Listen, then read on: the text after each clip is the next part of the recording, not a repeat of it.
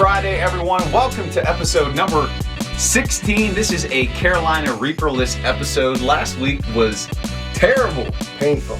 I was balled up on the ground, screaming in pain. I could not get comfortable. It was the worst Reaper experience that I ever had. And I think my days of eating whole Reapers are done, at least for the time being. We should have just listened to Dia and what she said. I mean, she flat out told us that was a dumb idea. I mean, we've ate Reapers before, but this one was bad. I think it's because you have them soaked in Reaper juice for literally months at a time. So mine, that experience for me, it was hot, but it wasn't that like killed me. It was my stomach. Like my stomach, I was keeled over like I literally ate a whole pack of Rolaids. Like my wife and I and the kids went to New York last weekend, and we decided to do this on a Friday when I had to hop on a train literally 3 hours later. And on the train, like right before we got to the train station, I was sitting in the train station. I'm just like, my stomach is burning.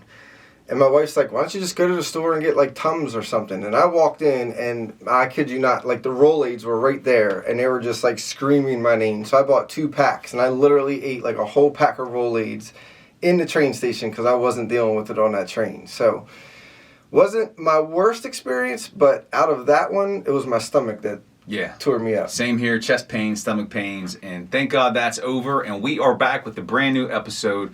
Courage pays better than fear, and today we're talking about what do you do, and this is something that really doesn't get talked about a lot, but when you get close to achieving a goal, and once that goal is accomplished, you can sometimes be left with a feeling of emptiness or a void. And we're going to talk about some of the things that are important to do when you get close to that goal being over to avoid that. And it's all about continuing to have targets to push yourself. And the reason why we're bringing it up, we are both in the midst of dry January. That's going to end next week, thank God. And also I'm finishing up the calendar club, which thank God that's going to be over too.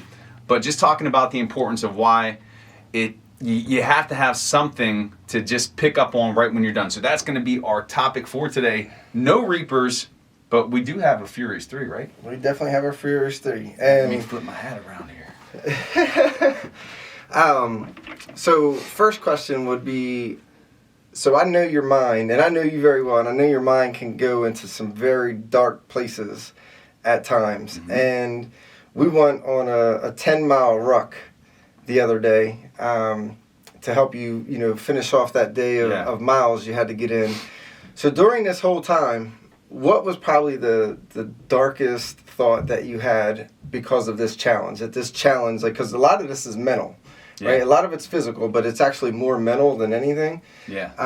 So what was it? What was one of the darkest places you've been in on this challenge? Like, I mean, the night ruck was definitely one of them. Mm-hmm. But like anytime I have to be away from my family or the house, especially at night, it's just it's so hard for me. So just doing that definitely put me in a spot where it's just like I want this to be over. I want this to be over, but I have to keep reminding myself that it's going to be done.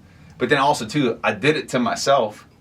And then the third piece is, I have nothing to complain about. Yeah. Like there are people out there battling terminal illnesses, or they're working through the loss of a child or a spouse, or in conditions that make it difficult for them to thrive. So I try to remind myself of that to shut up, because I have nothing. I'm choosing to do this challenge. I have no room to complain. So anytime I hit that dark spot, and I told Edmund today that if I complain about the challenge, it punch me right in the chest.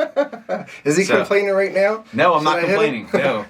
All right. So next question would be, what's the most irrational superstition that you have? Oh, I got a lot of them. You got a lot of them? Yeah. Just give me one. So one of them that I love, and I if I see a heads-up penny on the ground, I pick that thing up, put it in my right shoe. I noticed you did that the other day. Yeah. I saw you do that the other day. And then if I see them, their tails, if they're on the ground, their tails up, I won't pick it up and keep it, but I'll flip it over heads for someone else to find. So I believe that that's good luck. I tell my kids too. I'm like, look, there's a heads-up penny. Pick that thing up, put it in your shoe. So, take it and you put it in the shoe. What's the purpose of putting the penny in the shoe? I don't know where I got that from, but I just do it. And you know what? This is crazy too. This is a true story. I have like this knack for finding money on the ground. Uh-huh. Like, I remember one time I went to Washington, D.C. I found a $50 bill. One time I was out for a run when I used to live in Aston, PA. I found a $100 bill. Like, I find cash. It's crazy. I find cash. You're like, definitely finding cash now. I'm finding cash. How much cash you find this morning trading? A good bit. Yeah, I'm not going to get into those numbers, but yeah. That's awesome. All right, so what's the weirdest food combination that you like the most? Weirdest? Not food combo. It's got to be at least like two things together. Two things together. That's easy.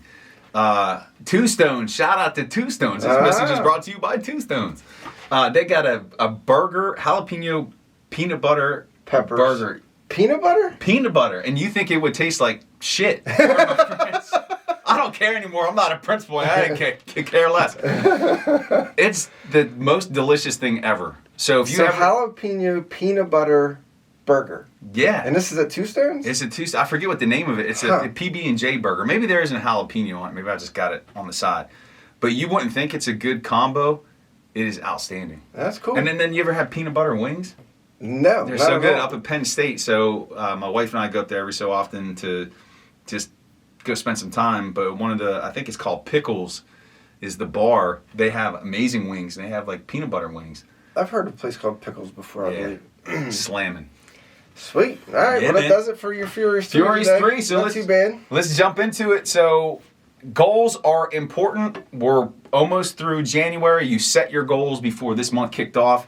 And now a lot of you out there are getting close to maybe seeing through the first part of a big goal that you set, or you're accomplishing one goal. And there is that possibility that once you accomplish that goal, you're kind of left feeling like, all right, well, what sense now? of emptiness. Yeah, like you don't have direction. Yeah. So, Edmund, talk about what you do when you're coming up on finishing something. What are some of the strategies you use to kind of maintain the momentum that you build? Because if you stop, you're going to lose that momentum. I literally, so last night, so I'm old school. I have a whiteboard in my office.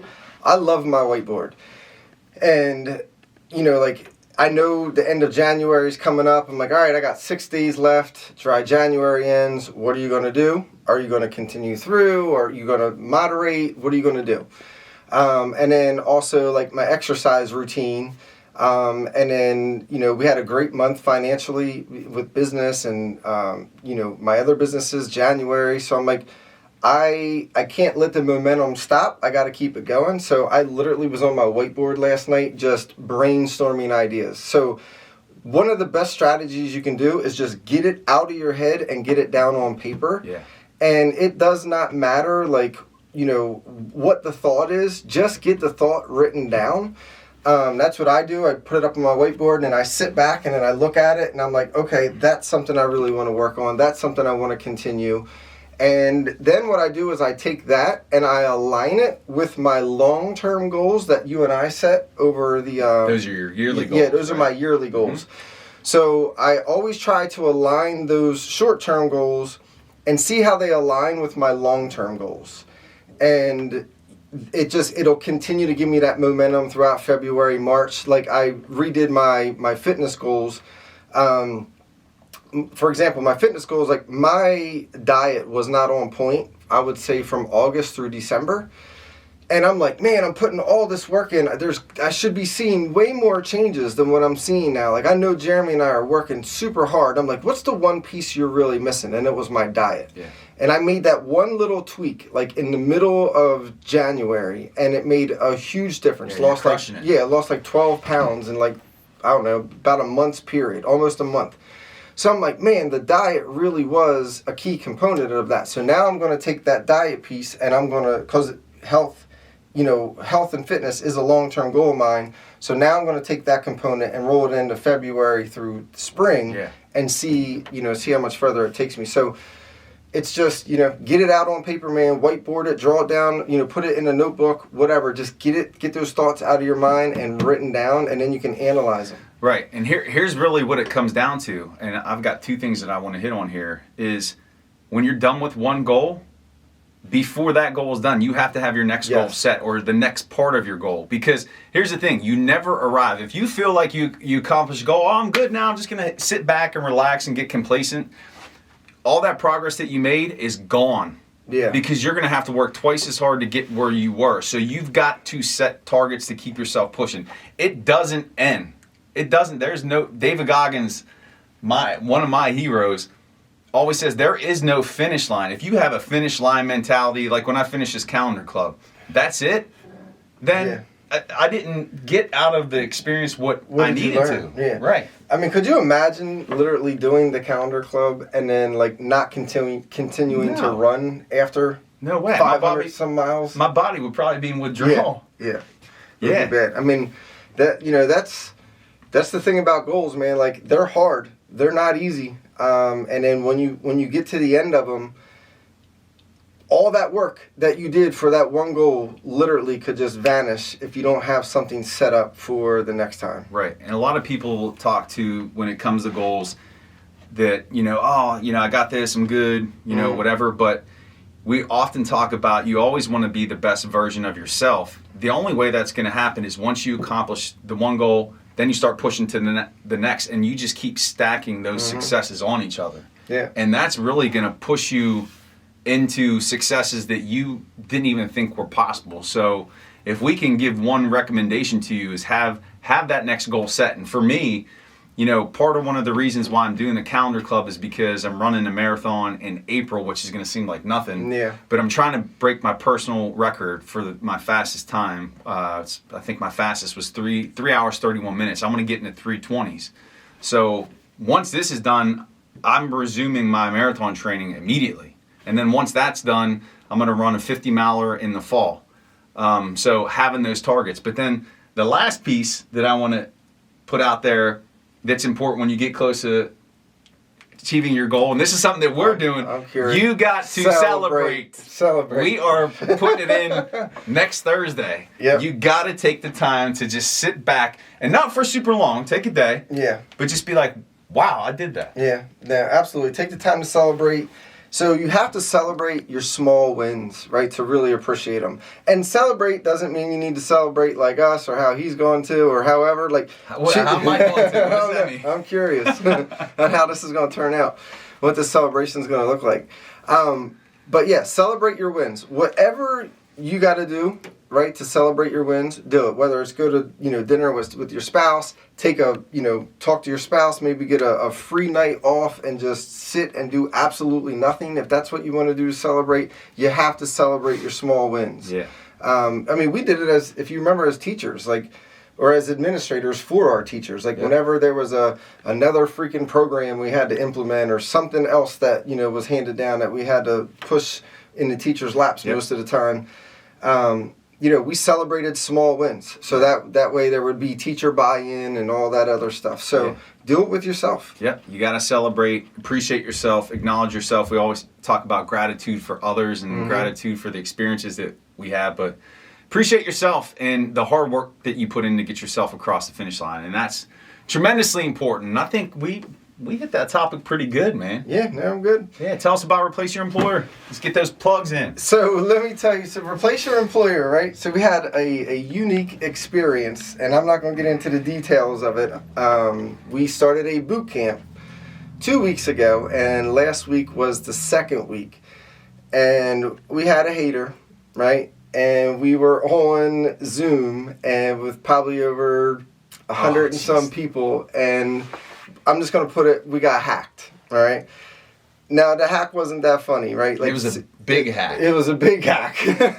And so I'm going to leave it, keep it G-rated, but somebody hacked us and shared a screen to all 100 plus registrants of the boot camp. So we had to cancel it, right?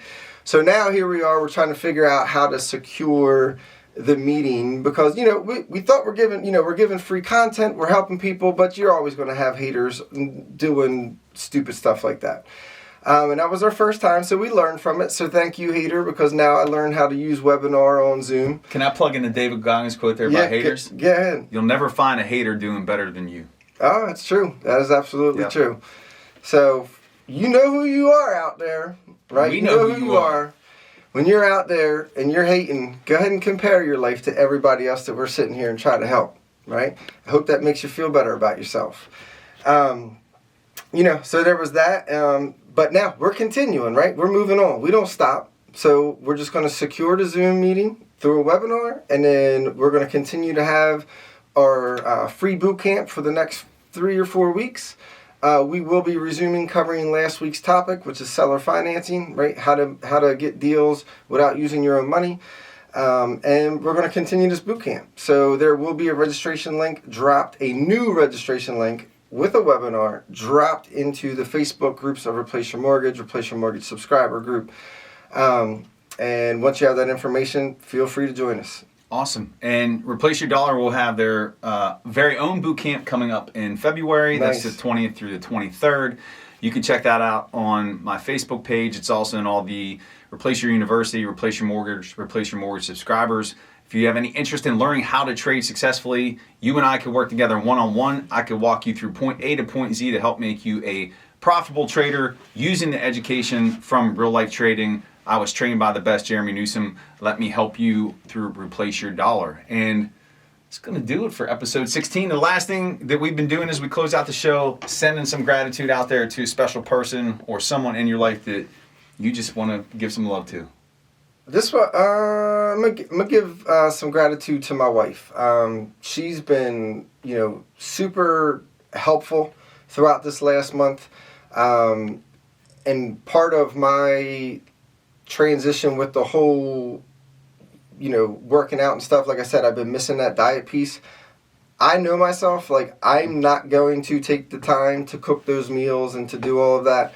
And my wife hates cooking too, but she's literally been there and has cooked literally every single meal for me for the whole month of January, and has done a phenomenal job. Actually really enjoy the meals, and have helped me lose 12 pounds over the last month or so. So appreciate you, honey. I know you're not listening to me anyway. You never listen to my podcast, but it's all good. Nice. And I'm going to give some gratitude and love to my 3 lovely kids, Roland, Millie, and Wynn. Man, especially during this challenge, at night, before I'm going back out for the run, just to kind of snuggle up on the couch with them and just take that moment to enjoy them and get some strength from them, and just appreciating them while they're young, 3, 5, and 7, realizing that, at some point, and I'm going to dread the day they're going to be old and out, and I'm going to be a mess when that happens. So love to them.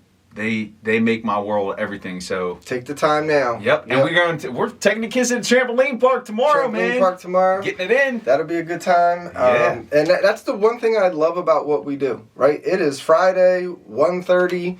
We're done. We're done. Essentially, work for the day. We're helping people now. We got our workout in. He's still got to run.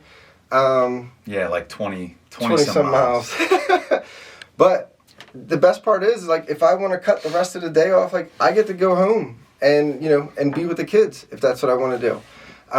But we're taking that time tomorrow. We're going to take them to the trampoline park. So for those of you out there that have been thinking about, I'm so done with my job. I was talking to a gentleman this morning, and, you can tell a lot of the times when we have these one-on-one meetings with people, they're just done. There is a way out, right? We've had a couple teachers recently reach out to us. We know you're tired. We know you're exhausted. We can definitely help you get to where you need to be, but you are going to have to invest in yourself to be able to do it. There's no bigger asset than your mind, right? Yeah. Than yourself. If you're willing to put in the work and you're willing to invest in yourself, he did it, I did it. If we can do it, you can do it. That was perfect, man. I don't think that wasn't even planned. I know. Anyway, give us a like, drop us a comment. Smash the subscribe button. And who are you pointing at? I'm pointing at you. We will see you back here next week for, I can't believe it's episode 17 already. We're pushing to 20. Keeping it moving. Not like you're 20 miles. That's true. We love you all out there in Courage Pays Better Than Fear Land. Appreciate you, and we will see you back here next week for a brand new episode of Courage Pays Better Than Fear. Peace. See you, everybody.